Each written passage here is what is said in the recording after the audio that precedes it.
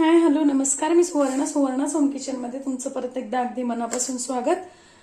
मी तुम्हाला आता खूप छान अशी रेसिपी दाखवणार आहे. आपल्या ज्या पद्धती आहेत की भोगीच्या दिवशी मिक्स भाजी, खिचडी, कढी करून खायची, त्यानंतर संक्रांतीच्या दिवशी तिळगुळाची पोळी करून खातो, तसंच आपल्याकडे पद्धत आहे करीच्या दिवशी आपण छान धिरडे करून खातो.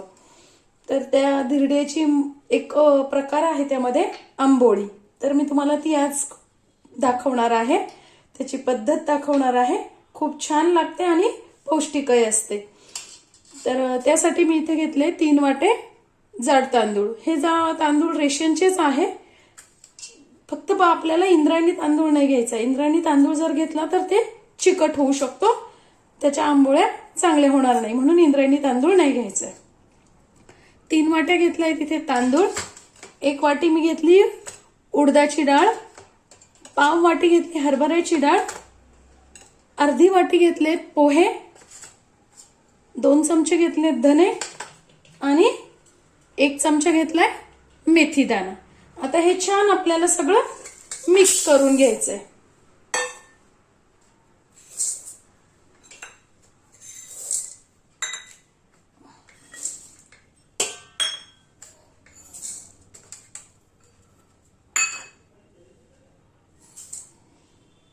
आणि 2 ते 3 पाण्याने धुवून स्वच्छ कमीत कमी 6 तास आणि जास्तीत जास्त 8 तास हे सगळं आपल्याला भिजत ठेवायचंय.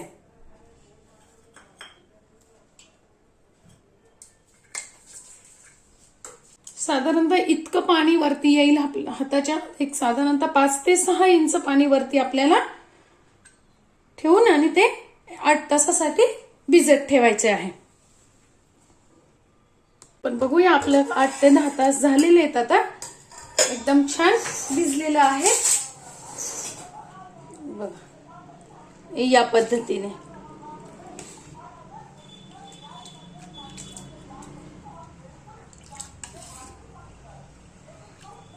छान व्यवस्थित सगळं आपले डाळ, तांदूळ, पोहे, मेथीचे दाणे सगळे छान असं भिजलेलं आहे.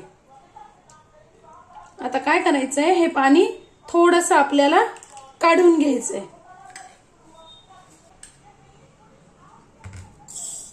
हेच पाणी आपल्याला बारीक करताना घालायचंय.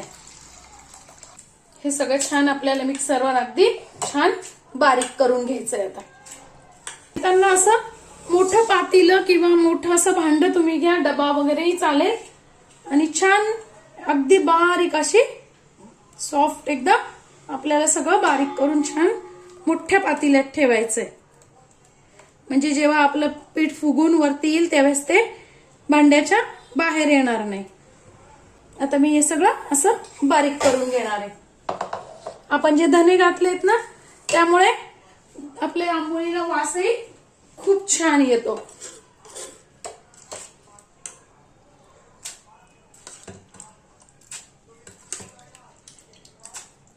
आपलं पीठ छान असं बारीक करून घ्यायचं आहे. आणि शक्यतो मी सांगितल्याप्रमाणे असं वरती जागा राहील आपलं पीठ बसून इतकं मोठं भांड आपल्याला घ्यायचंय आणि या पद्धतीने बारीक करून घ्यायचंय. या पद्धतीने असं छान उबदार कपड्याने झाकून ठेवायचंय. ठेवलेलं होतं पीठ. आता मी सकाळ झालेली, सकाळी मी उघडती येते. बघूया आपलं पीठ. वा, पिठाला छान जाळी पडली आहे आणि पीठ एकदम बघा किती छान जाळी पडली अगदी.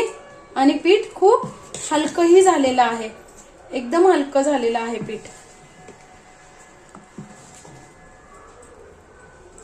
आता आपल्याला याच्यात इनो, सोडा वगैरे काहीही घालायची गरज नाही. फक्त पीठ थोडंसं घट्ट असल्यामुळे मी फक्त गरम पाणी घालणार आहे थोडंसं.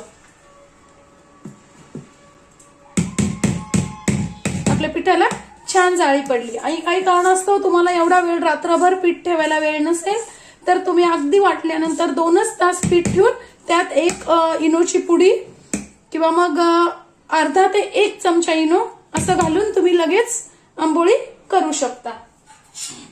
आता मी काय करणार, त्यात 1 चमचा हा माझा छोटा चमचा आहे. 1 ते 1.5 चमचा मीठ घालून घेणार आहे. तुम्ही तुमच्या चवीनुसार मीठ घालायचं आहे आणि छान असं हलवून घ्यायचं आहे. आता मी काय केलं मैत्रिणींनो, इथे आपलं करवंटी असते ना नारळाची, तर ती करवंटी इथे गॅसवर छान तापवून घेतलेली आहे.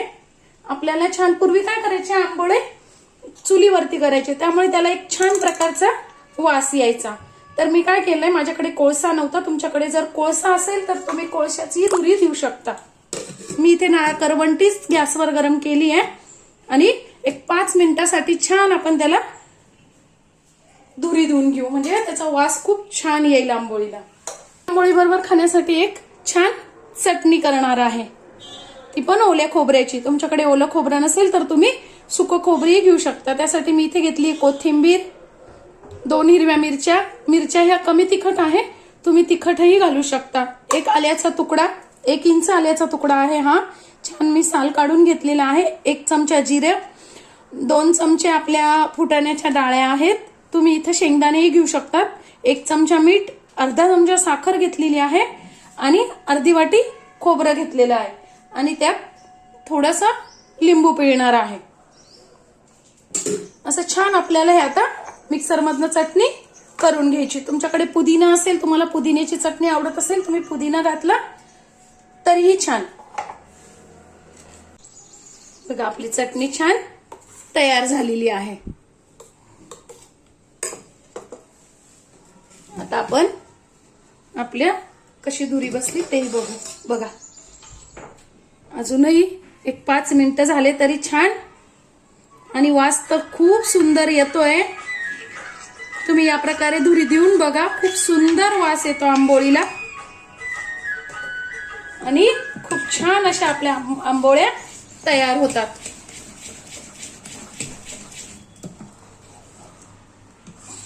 आता मी एकीकडे लगेच तवा तापायला ठेवलेला आहे. पीठ मला थोडंसं घट्ट वाटतंय म्हणून मी यात थोडंसं गरम पाणी घालून घेणार आहे. खूप पातळ नाही करायचंय पीठ, कारण आंबोळ्या या थोड्याशा जाडच असतात.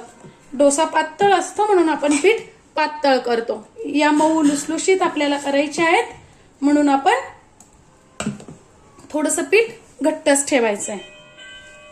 आपला तवा छान गरम झालेला आहे. मी थोडंसं तेल लावून घेणार आहे तव्याला, खूप नाही लावायचंय, थोडंसंच तेल लावून घ्यायचंय.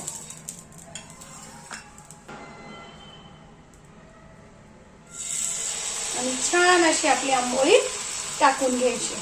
खूप जाड पण नाही करायची आहे आणि खूप पातळही नाही करायची डोश्यासारखी. बघा किती छान जाळी पडते आपल्या आंबोळीला. काही तव्याला चिटकत नाही, खूप छान अशी आपली आंबोळी तयार होते. बघा कुठे तुटली नाही, काही नाही, काहीच नाही.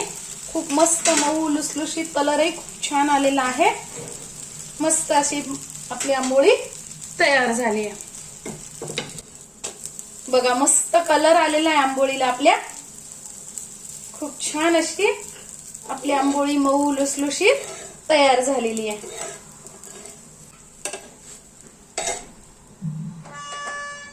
छान फोडणी दिलेली चटणी खूप छान लागते. याच्यावर खमंग अशी फोडणी द्यायची वरतून चटणीला. किती मऊ झालंय बघा आंबोळ्या.